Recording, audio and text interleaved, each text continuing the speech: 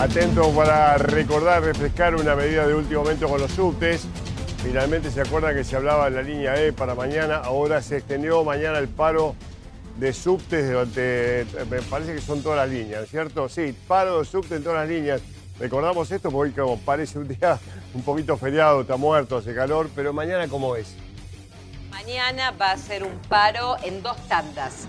Van a parar desde las 5:30 hasta las 8:30 de la mañana las líneas ¿Sí? A, B y D de subtes.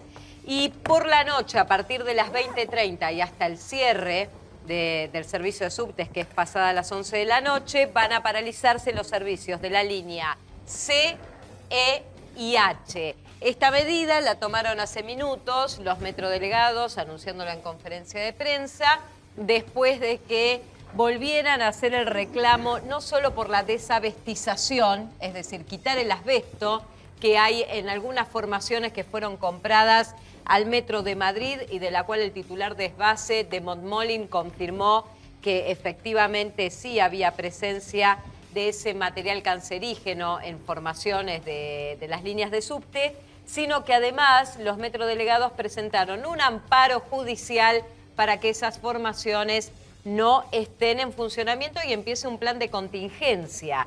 El problema es que hasta ahora, Mauro, en un reporte médico tienen señalado que 13 trabajadores se llaman placas pleurales, es decir, presentan en los pulmones o hay presencia de asbesto en los pulmones. Esto no significa que tengan cáncer, pero que sí el haber estado en contacto con este material les ha provocado problemas en la salud. Como hasta ahora, más allá del reconocimiento por parte de Esbase de esta situación, no se había procedido a avanzar en cuanto a la desabestización y además en buscar una solución para que esas formaciones no estén circulando, es que decidieron tomar esta medida de fuerza. Así que reiteramos, mañana hay paro de subtes en todas las líneas.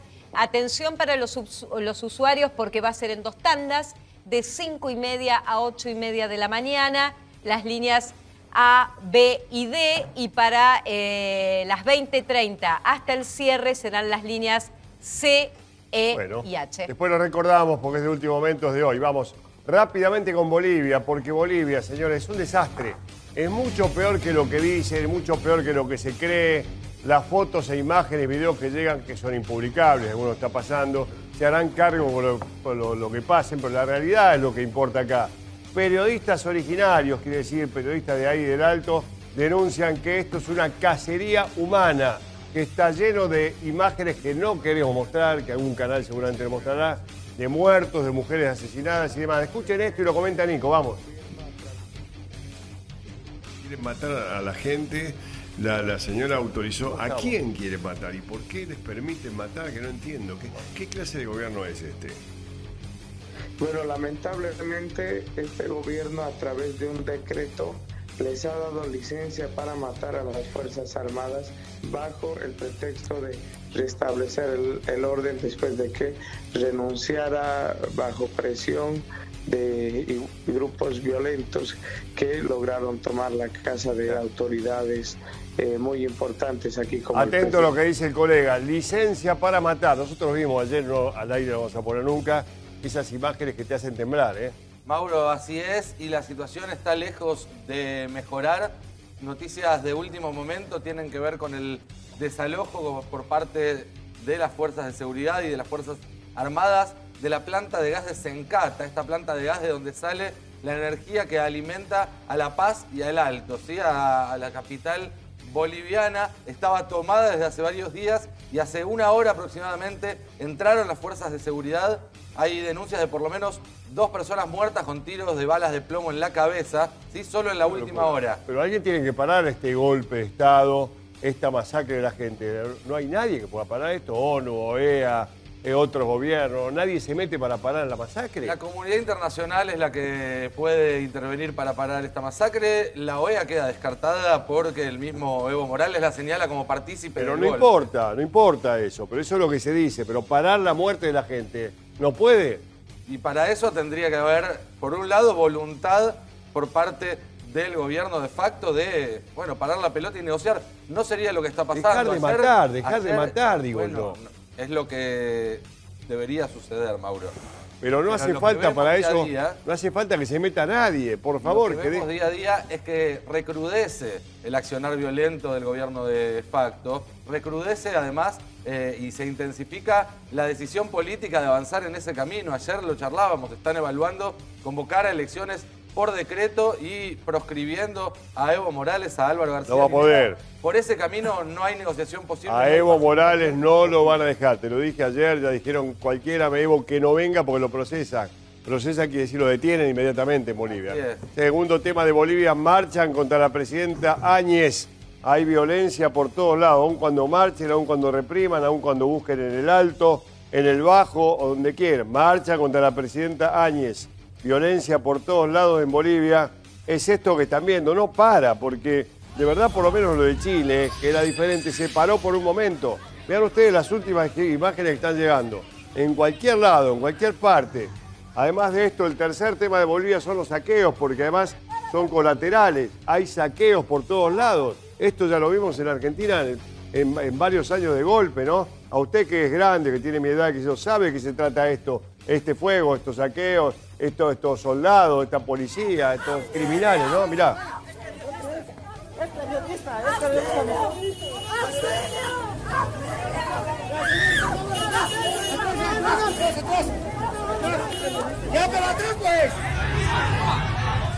Esto es a la vista de todo el mundo.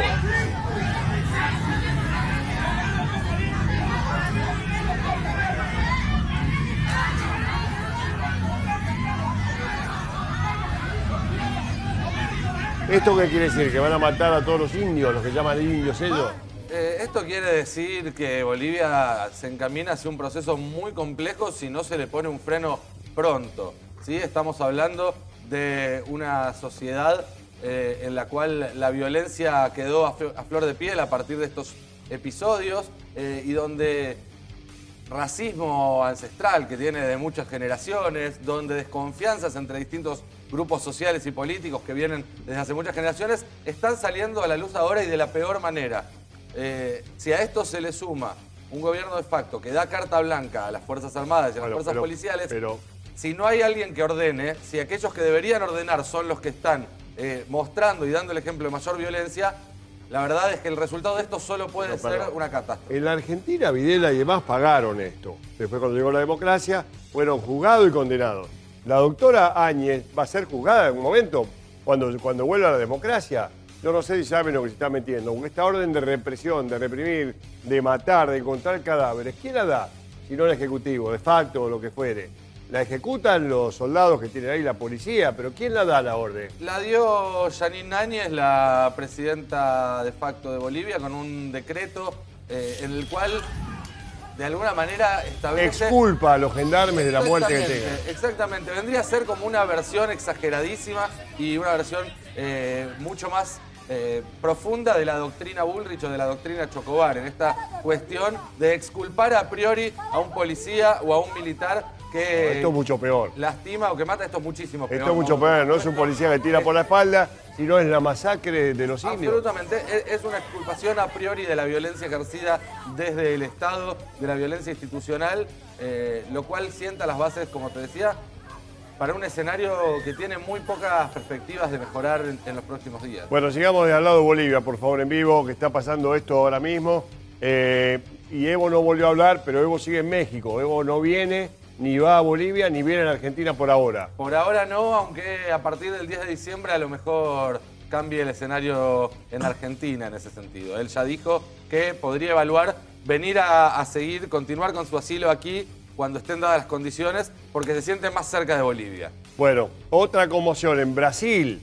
La justicia pide la detención del expresidente paraguayo, Horacio Cartes o Cartés. Cartés, así es. Cartés, con acento en la E. Así es, esto es en el marco de la causa que investiga el caso Odebrecht, el Lavallato, aquella causa primordial de la cual después se desgajaron tantas historias que venimos siguiendo en América Latina durante los últimos años. Pero esa causa primordial que tenía que ver con esta empresa, una de las más importantes no solo de Brasil, sino del mundo, y las coimas que daba a gobiernos de todo el planeta para quedarse con obras que ya, bueno, alcanzó a líderes en Perú, alcanzó a líderes en toda la región y también en otras partes del mundo. Y ahora llega el turno de Cartés, el ex presidente paraguayo, el que reemplazó en su momento a Fernando Lugo, que parece sospechado de haber recibido dádivas, de haber recibido coimas de Odebrecht, y por eso un juez brasileño pidió su detención. Ahora estamos hablando de D'Artés, no confundir con Cartés lo que viene. También se prepara para ir a la cárcel, esto en Brasil. Según cuenta Burlando, en San Pablo sería mejor que en Nicaragua, y si se produce el arresto, hasta ya saben en qué lugar tiene que ser detenido. La verdad que es dramático tener que decir esto, pero esto puede pasar hoy, mañana, la semana que viene. Esta nota que dio vuelta a Brasil, dio vuelta al mundo, que aparece hoy en la televisión brasileña, por gentileza de él, que quiso contar esto y solamente nosotros fuimos en ese momento los que hicimos la nota, y aparece hoy en los principales portales. Parece ser que esta aparición en la TV brasileña le da refuerzo al caso, por lo menos en las pantallas, ¿no? D'Artés puede ir preso. Hay mitad de la biblioteca que dice que sí, otra que no. Sin embargo, Burlando reconoce que ya estuvo hablando, que está mejor de ánimo, preparado, porque sabe que va a ir preso, y ya saben que en San Pablo podrían hasta elegir un lugar. Bueno, la emisión la vieron cerca de 50 millones de personas. Ah, flauta, En Brasil fue uno de los programas más vistos, llamó mucho la atención la historia, porque hasta hace una semana no se conocía, D'Artés podía manejarse de manera anónima, Mauro, por Brasil, no solo porque no había convenio de extradición y eso le permitía... ¿No habían visto esa nota? No era popular. No era la historia de D'Artés en Brasil no era popular, al público brasileño en general no le había llegado más que a través de redes sociales, de manera muy marginal, y cuando la televisión brasileña o Globo principalmente y otros canales deciden contar la historia del actor argentino que está refugiado en Brasil, porque tiene una causa penal en Nicaragua, es que empieza a popularizarse la historia de D'Artés. No te olvides que D'Artés, más allá del paraguas jurídico que le permite Brasil por no tener convenio de extradición con Nicaragua, lo que le permitía también era manejarse en el anonimato, salir libremente, poder desenvolverse dentro de San Pablo sin inconvenientes.